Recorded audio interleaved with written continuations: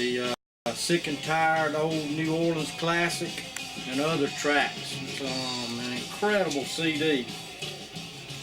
Real raw, funky, sloppy in places where it needs to be sloppy and good when you like it sloppy. The grooves are incredible. It's been used for sampling by Beck and Oasis over the years. 20 years after it was made in 1969 and 70, it was being heard on the radio again. It's just some incredible material. The Bob Dylan track Down Along the Cove, J-Mo himself told me that Dwayne Allman was a huge Dylan fan and that John Wesley Harding was one of his favorite CDs or albums back then in the album era. If you don't have this in your collection, you sincerely need to find a copy of it. It can be had on the internet. I checked myself. The vinyl copies are extremely rare these days, and if you can get a hold of one of them, that's even better. I'm all about vinyl, and I'll let Dave show y'all how serious I am about the vinyl in my music room here. But there's just some great music on this CD. The version of Rolling Stone with just Dwayne and Johnny on guitars and Barry Oakley playing bass. They put a piece of plywood down on the floor and stomped their foot along with the Muddy Waters classic Rolling Stone, or Catfish Blues as most folks know it. Some of this material is on the Dwayne Allman anthologies, but this CD or album as a whole is something to be thoroughly enjoyed. This version that's playing now of Leaving Trump, the great Sleepy John Estes song that Taj Mahal also cut. There's just more and more funky music on this. Great version of Dimples on here that the Hourglass performed. Pete Carr does all the harmonized and trade-off guitars on that track, the Johnny Hooker song. But again, I go back to Voodoo and You. It's just such a killer song. Got Robert Potts-Potlin on bass on a lot of these tracks that Oakley doesn't play on. He went on to play with the Jazz Crusaders, who did a lot of great music of their own in the 70s and 80s. Some incredible music. I'm going to switch to Voodoo and You.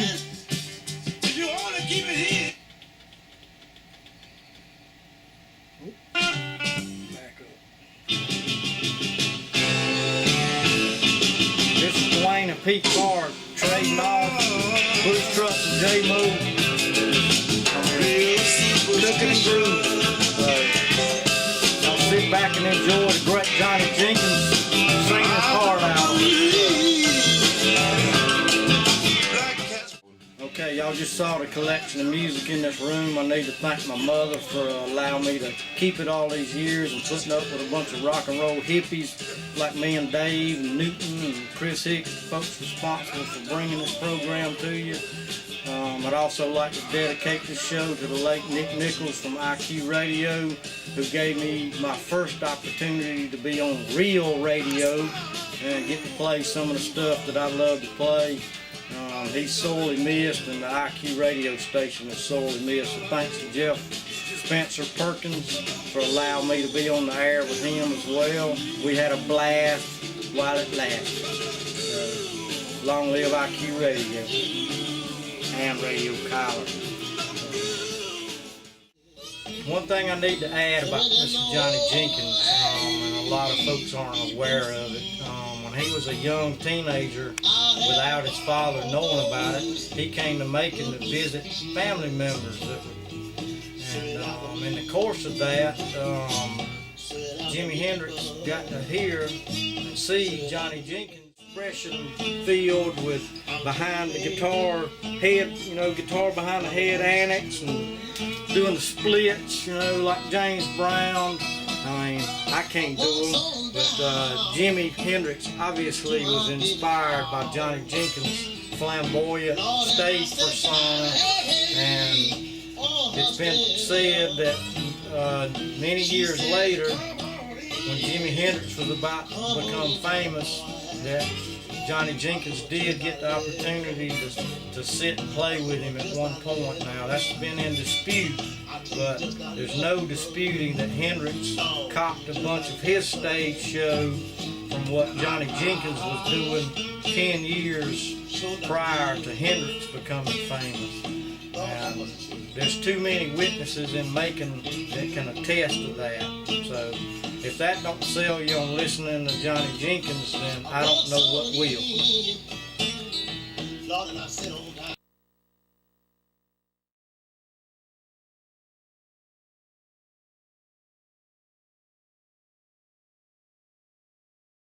I think we got one more for you, Tyler. Been a great crowd. It's a beautiful building and some beautiful sound in this building. You're a great band. I'm happy to be here in Macon where so much great music came from. And Otis Redding and Little Richard from here, right?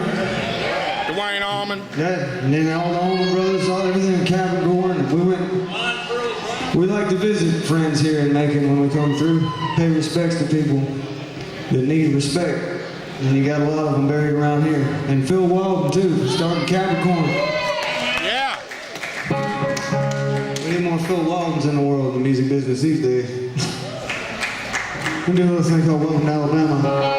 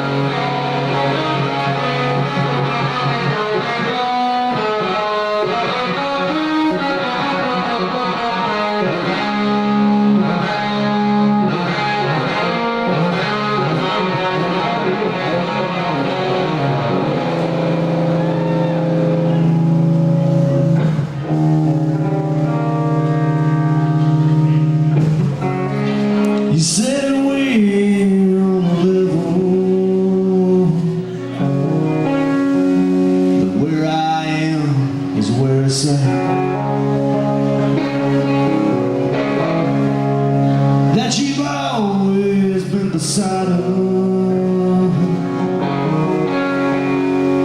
Well, I don't know about all that.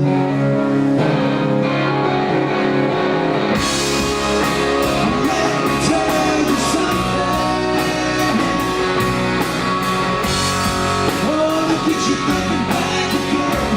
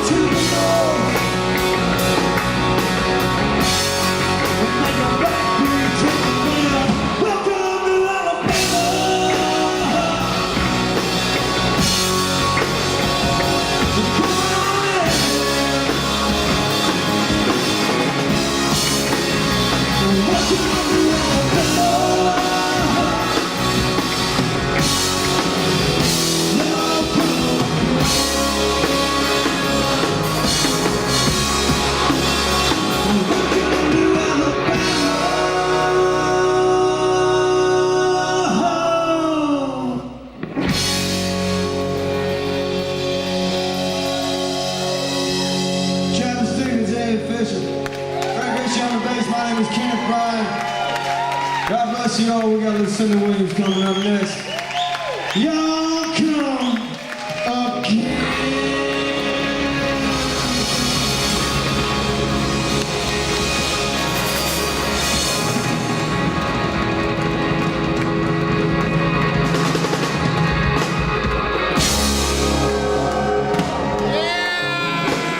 Thank you so much.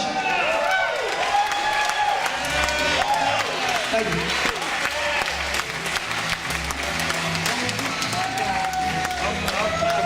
Just a minute.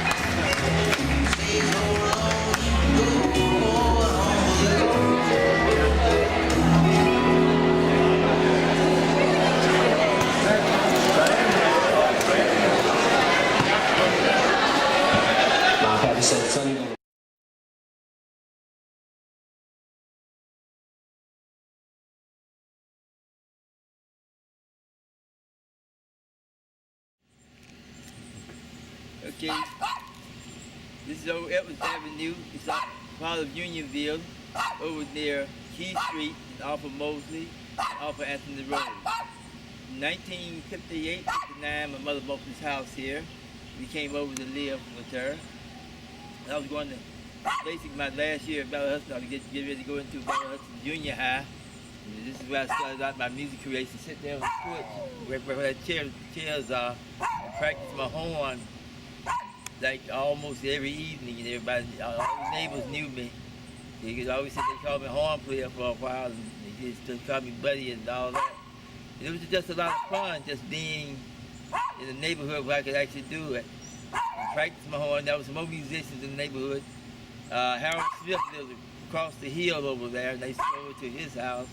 He was with Otis Redding at the time, and I used to go over there and practice a little bit with him. Up the street was Samuel Brooks. He lived up the street up there, and I just had fun. He was a drummer. He had a little band. They used to get together up there, and I'd go up there and listen to them, come back here and try and imitate what I heard them do on the horns and stuff. And eventually, growing up here, all this was dirt streets all up and down the streets. This pavement was not here. This was actually just a dirt driveway, all the way to Anthony Road was just plain dirt. And I used to just track through it, and sometimes I'll pretend to be marching. I'll pick my horn and march all the way up to the end of the street and come back down to the end of the street. And be a one-man band, basically, by itself. We're talking about... So you were practicing? We were practicing myself, and eventually, people come around, they just start watching me, and they just have fun with me doing it. Then about 1962, 63, I was playing out in the bands, and I could actually go out in the city and play it. This is like out of town a little bit, so I had guys that take me back and forth there, bring me back home, and I'll end up coming back over here late at night. And this is where I actually got my start, from just actually being a musician. Then they started opening up Henderson Stadium over here and having football games and everything, and I would hear the bands. I could actually hear the band and hear the music. I could hear the trumpet players, and I would respond. I would just sit on my porch here, and whatever the horn player be playing, I just try and play along with it, and just keep figuring out what was going on that way. And then all of a sudden, there was a club down here called it was called the Key Street Club. It was the DAV Club. On Saturday nights, they would have bands. Friday, Saturday nights, sometimes they have bands, and I would go down there and play with the bands. I would tone my chops up on that a little bit, because that would help me out quite a bit. I learned to play with the big boys, as to say. And then there was another club around there called the Music in the Trees. It burnt down in '63, so I didn't get a chance to do too much around there. But that was also a big place back in the day. A lot of musicians would play downtown. They would come out here afterwards and have after-hour parties.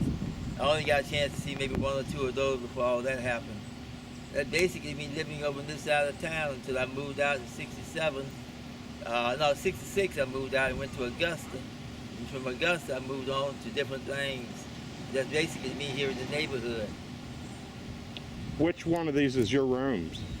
The second window in my room. And who lived here with you? It was myself, my mother, my two brothers. My two brothers in the back room. My mother had the room over on the front, the main room. And I had the middle room. You must have been the oldest boy. I was the oldest boy. Yep.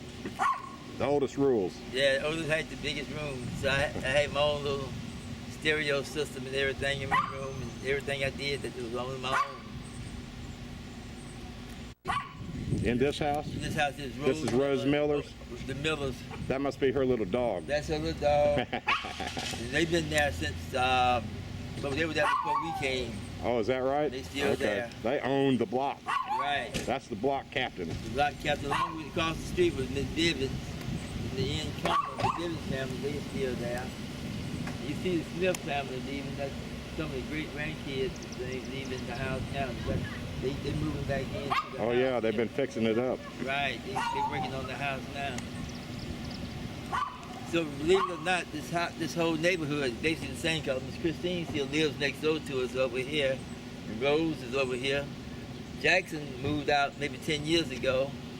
Miss Washington still lives up the street. Her grandkids are in the house now. And Emmett lives across the street. Another guy named Emmett lives right over here in the red and white house. He's living there somewhere. His name Emmett Davis. The neighborhood on this side stayed sort of solid through the years, which is sort of unusual for a neighborhood this size and this tight. Which I'm thankful to be a product of this neighborhood. And what do y'all call this neighborhood? Well, that's a good question. We always call it the other side of Unionville. That we don't really know what it's really called. But it's the back side of Unionville, going out toward Columbus Road. Union, I guess it's still considered Unionville all the way up to Anthony Road. And somewhere over in there, I think it turns to South Macon somewhere back up the hill somewhere. Okay. So we saw like borderline, like might be a no man's land or something like that. The other thing I remember is coming home from Bella Hudson School, which is up Anthony Road, up the road here. All this you see on the other side where Bella Hudson, way up there on Bella Hudson and all that. Just you have to remember, all this was dirt road on both ends coming all the way down. So we had to be careful walking. Even though there was a big ditch out in front of the house here. You had to jump the ditch sometimes. We didn't have to, but we jumped the ditch just to be jumping it to come home. We didn't ever walk out the driveway, we just jumped the ditch. I think that was a kid's thing. Yeah. But we knew not to go in the ditch because Mama beat the hell out of you if you went in the ditch. So we walked. We let her see her. She made sure we cleared the ditch when we did jump it. But it was a lot of fun. There was about 6 or 7 kids right in this neighborhood. We all formed a neat little group, and we just all had fun together. We used to travel around together, and through the years, we all still know each other. And just if you ever see each other, it's always hello, how you doing, and just being real nice to each other. One of these days we'll have a MaconGA City Limits party. Right. You invite all them people. There you go. We'll there have a you big go. one. I appreciate the time even being out here, and I really appreciate coming out here to actually get started and get everything going. This really was the beginning of me growing up as a young man and learning how to really handle myself as a man going out into the world. It all happened right in this area here. All the older boys and men and women that were in the neighborhood, they sort of helped me out quite a bit. And I appreciate this neighborhood.